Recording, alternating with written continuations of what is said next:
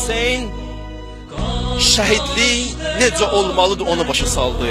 Aşura şəhidlərin günüdür.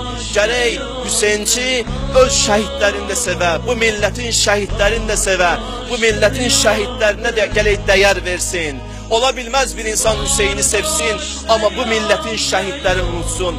Ola bilməz bir insan Hüseyni sevsin, amma şəhid mübarizə unutsun. Qarabağ şəhidlərini unutsun, 20 yanvar Xocalı şəhidlərini unutsun. Əgər unudubsa, o Hüseynçi ola bilməz və mümkün deyil. Şəhidlik bir zirvədir. İmam Hüseyn fəth elədi o zirvəni.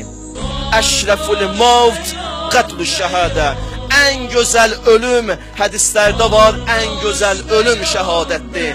Allah Kur'an'da şehitlikten danışanda buyurur, ehdel husneyeyni, şehitlik güzelliğin özüdür, güzelliğin özüdür.